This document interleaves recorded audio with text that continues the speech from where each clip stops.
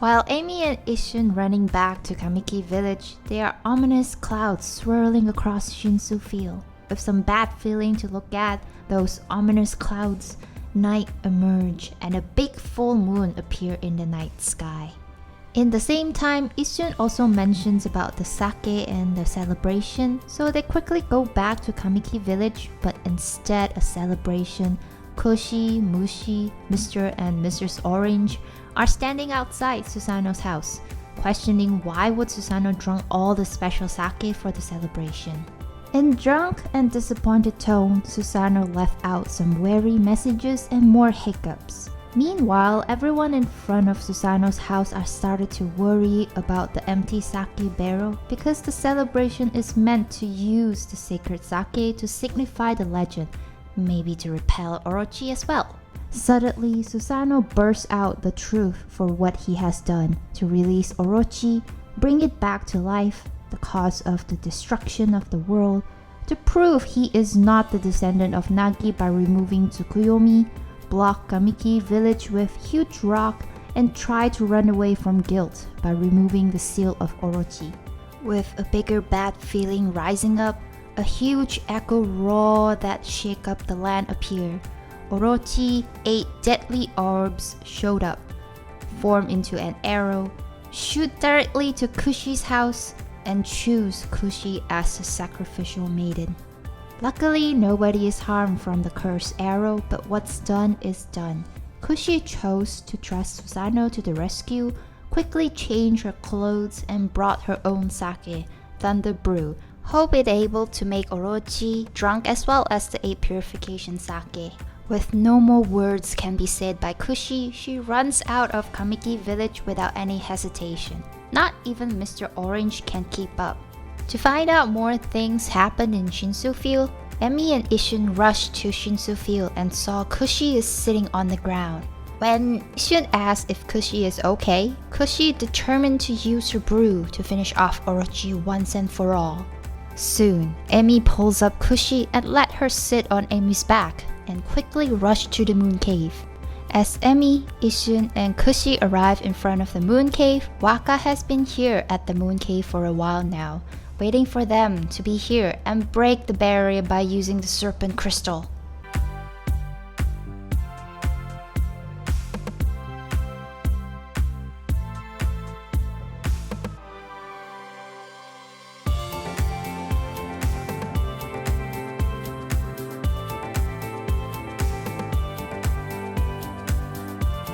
Suddenly, the ground is shaking.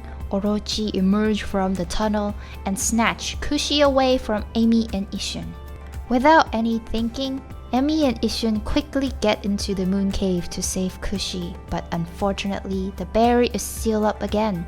Waka jokingly teased Amy and Isshin, left a moon prophecy, and flew away, as usual.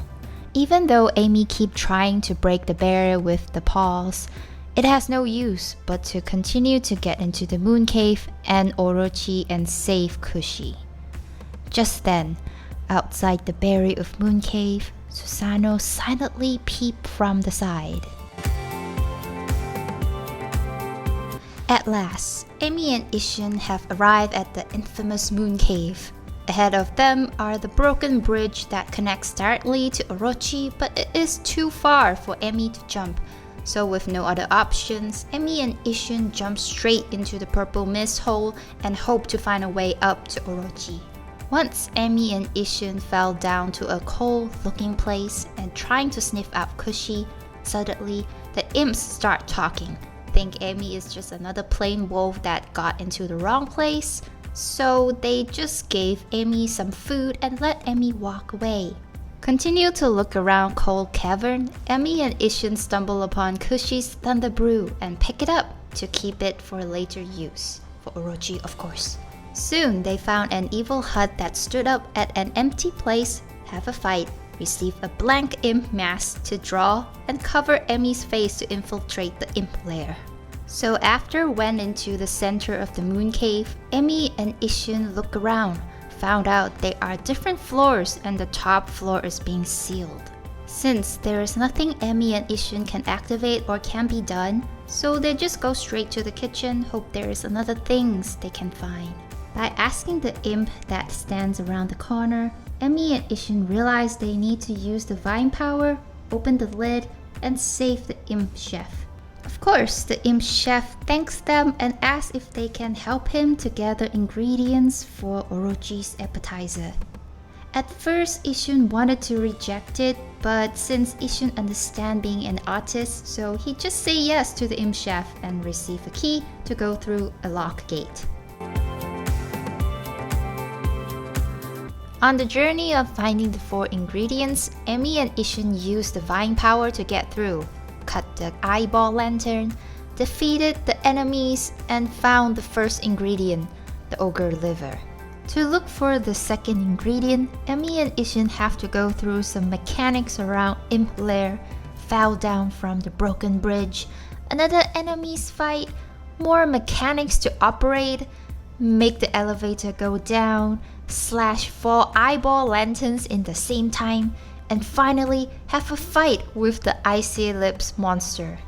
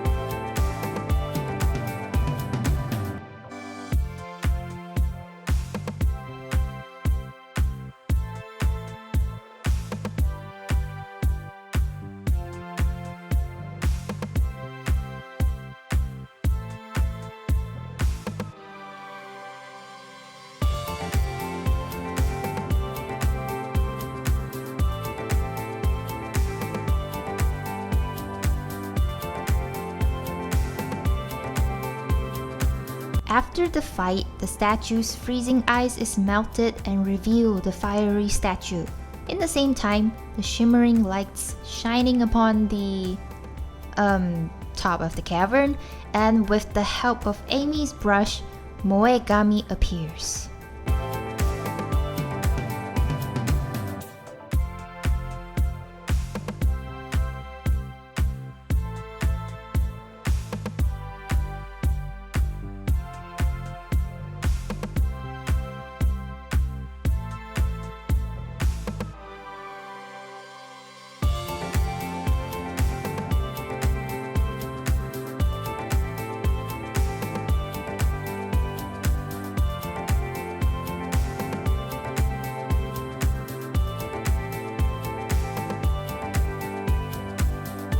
Of course, Amy tested the firepower, the ice melted, and able to ride another elevator. Surprisingly, the door actually leads back to the kitchen and have a fight with another 2 icy lips monsters to get the second ingredient.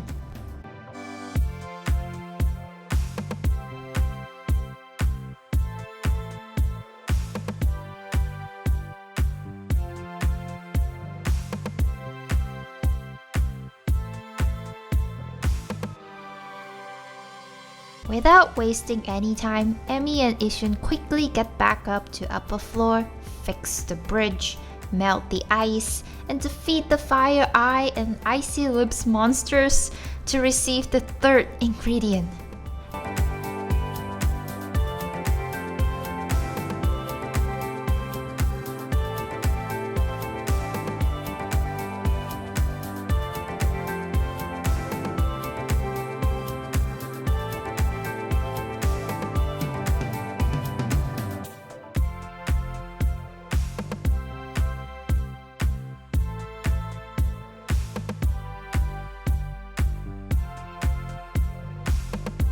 After Amy able to melt another ice, got another arrow key and tried to go to another place to find the last ingredient, suddenly Orochi's roar echoes, which makes Isun worry about Kushi and quickly rush to another locked door to continue their journey. When the gate opens, Emmy and Ishun went to the sandy path, bumped the big round boulder, and activate the torches around the Imp Layer. So after Amy and Ishun came out from the sandy path cavern, Emmy uses fine power to go to the upper floor, jump across the painting scrolls, and uses the cannon bomb to create another pathway.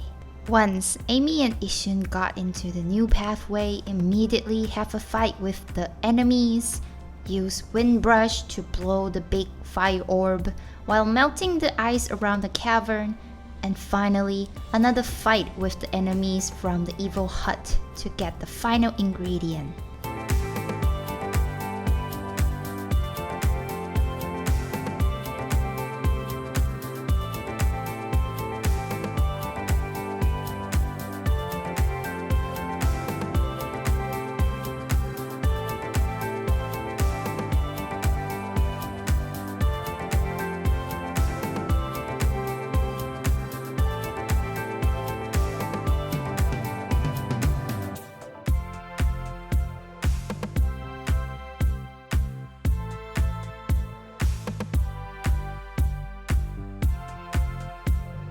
When Emmy and Ishun got every ingredients around the Imp Lair, they quickly rushed to the kitchen and gave them to the Imp Chef. Of course, the Imp Chef is happy and performed a throwing ingredients into the cooking pot ritual.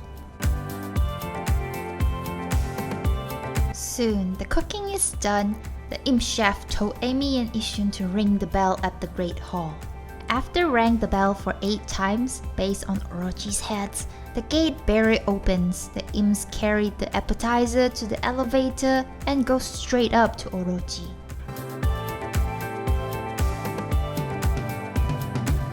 Without wasting any chances, Ishun persuade the imp and successfully go up to the throne room to disturb Orochi. As the elevator ascended to the top floor, Amy and Ishun quickly run up on the oddly spiral structure and saw Kushi is unconsciously laying on the bell dome. To save Kushi, Amy and Ishun rush in without hesitation, but suddenly the ground is shaking, burst apart, and finally Orochi emerged from the ground, revealed themselves in front of Amy and Ishun.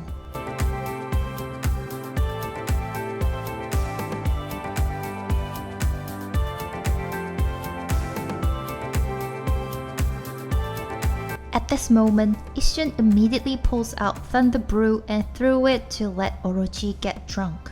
Unfortunately, the brew doesn't have the effect on Orochi.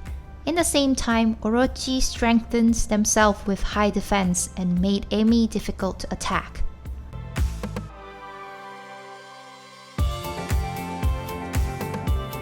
When Amy and Ishun are out of ideas, Kushi is getting eaten by Orochi. Suddenly, Susanoo appears. Despite how Orochi trying to deceive Susanoo, but Susanoo is firm with his own belief and able to hurt Orochi with high defense. Soon, a miracle happens. Kushi's Thunder Brew turns into 8 purification sake and pour out into the hollow pit. With all the buffs and miracles are here, an epic battle with Orochi begins!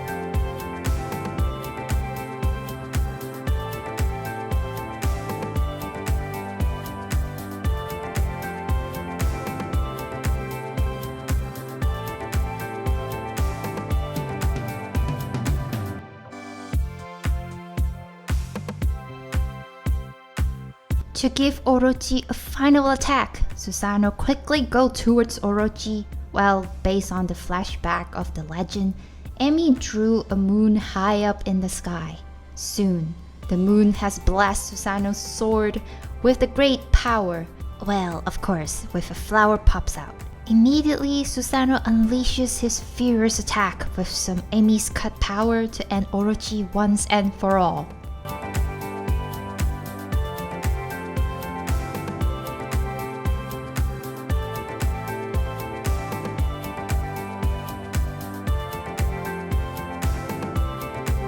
As soon as Susanoo slashed the final head of Orochi, Kushi fall right into Susanoo's hands, and Susanoo started to talk about his old self to Kushi. But instead, Kushi prefers Susanoo to be a cheerful person as the way he is, and have a good laugh.